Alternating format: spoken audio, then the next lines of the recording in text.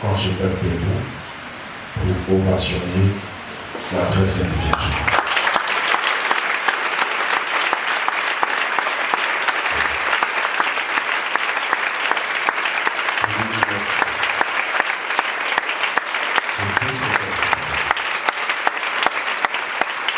Veuillez vous asseoir. Paix et joie.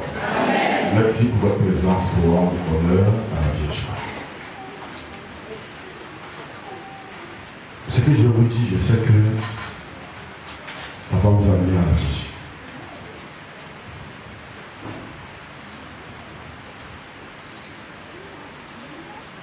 Le Tout-Puissant,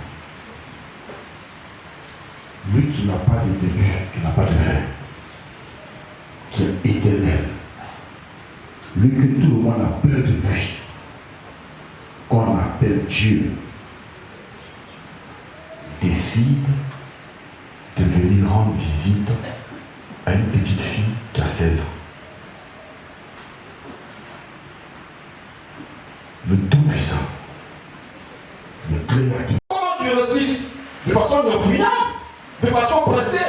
Pourtant, c'est une puissance que tu as. Le chapelet, c'est rien n'est impossible à Dieu. Rien n'est impossible à Dieu. Mais on a ça et puis on joue avec ça.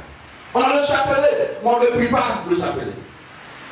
Si tout à l'heure je fais, chacun sort son chapelet, il y a un jeune qui va se mettre dans la bouche.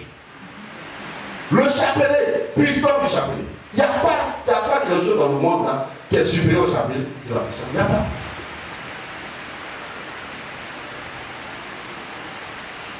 Il y a un grand exorciste qui allait délivrer un enfant possédé. Et il est parti avec un prêtre. Le jeune prêtre a pris l'ordre de lui. Ils sont partis ensemble, comme le curé, ils sont partis faire l'exorcisme. Mais l'enfant, il hurlait comme un bœuf. L'enfant hurlait. Vous savez ce que l'enfant disait? Vous ne pouvez rien faire. Le prêtre là, il fait tout, il parle, il dit que vous ne pouvez rien, vous là, vous ne pouvez rien faire. Mais l'enfant là, a dit que, c'est pas l'enfant, le démon qui a l'enfant là, il a dit, il y a deux choses. Deux choses, il y a deux choses dont j'ai peur. Deux choses. Quand le prêtre a sorti le chapelet, il dit ça là, non. Et la confession. D'abord, le démon n'a pas parlé de la confession. Il a parlé du chapelet. Mais même quand il faisait le chapelet, là, le démon là, les attaquait. Le démon les attaquait. Le démon dit que vous ne pouvez rien. Le chapelet, il n'y a rien. Que toi-même tu es le chapelet là, mais tu as peur. Il dit ça au prêtre. Que tu veux dire, tu as peur. Le prêtre avait peur. Il parle. Il dit, toi le prêtre là, toi ta liette était là-bas. Toi, quand il était ici, toi, quand tu connais, donc le prêtre a dit à son confrère, ressortons. Il disait tout. Et le démon, il connaît. Tu as passé combien de temps à l'hôtel, il connaît.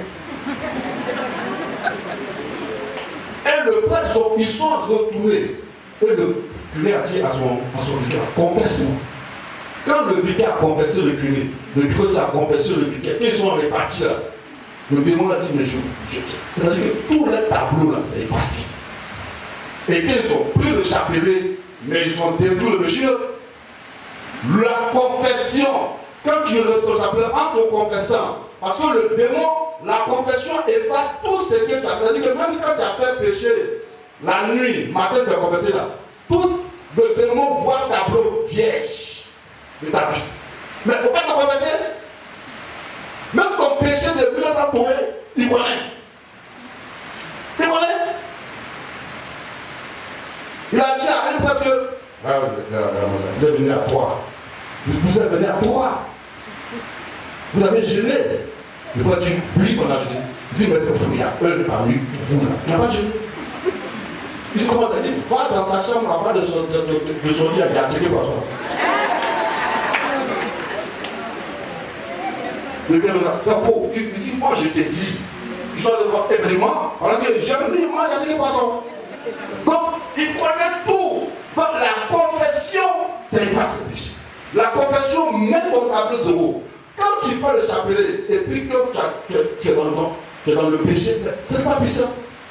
Ce n'est pas puissant. Ce n'est pas puissant. Mais tu t'es confessé. Tu fais ton chapelet régulièrement. Mon frère, même le démon le plus coriace va fuir devant toi. Il connaît toute la vie. Il connaît toute la vie. Quand tu fais le palais du glace, il connaît. Et il fait ton nid, c'est pourquoi je dis ceux qui vont prier de Dieu. Après, attention. Le démon, il en est souvent. Il en est souvent. Il va dire, oh oui, oh oui, oh oui. Il dit, hé, toi, hier, tu étais avec quelqu'un dans ta vieille nuit. Il va te dire tout. Alors, tu n'es pas confessé. Pourquoi il faut bien vous confesser? Les gens ne savent pas se confesser. Le chapelet est puissant. Mais quand tu es sanctifié toi-même, le chapelet devient encore plus puissant. Et la Vierge va réagir. La Vierge va réagir, mais toi-même tu es rempli. Je ne sais pas toi, elle ne peut pas agir. Mais le chapelet peut donner tout ce que tu veux. Rien n'est possible à Dieu. Le chapelet. Combien de fidèles se réveillent le matin pour le chapelet? Ta vie doit pas être normale. Un chrétien, sa vie doit pas être normale. Sa vie doit être un monsieur en combat. Un monsieur, comme il a dit au légionnaire là, un soldat de Dieu. Il doit prier. Je fais du travail. Tu dois suer. Tu dois avoir la sueur. Prier quand suer comme le Christ. Il doit le sac, on doit prier toute la nuit. Il doit se dire son sang se transforme, mais comme la station se transforme en sang. C'est pas dans l'amusement. Bon, en fait, c'est bon. Je vous salue, puis il dort. Il cherche sommeil en prenant le chapelet. Mon père, il a pris somnifère, il a plus comprimé, mais ça ne passe pas. Mais quand il a pris, je vous salue, puis il dort. Mais t'as pas dit. Tu m'as dit, comment ça peut donner le sommeil? Moi, je vous salue, mais c'est moi qui fais dormir. Il sait que c'est puissant. C'est puissant. Et puis quand vous voulez vous confesser, pour bien vous comprendre. Pour bien. Moi, par exemple, des choses que moi je le gars, il vient à la porte. Il y a un gars qui est venu à la porte la dernière fois. Mais il parlait de musique.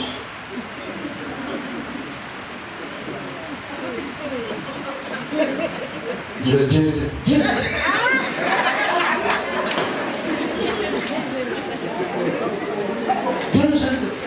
après la confession, tu dis au peuple, je vais dire, tu sais ce que je veux dire. Dis-moi ton baptême, c'est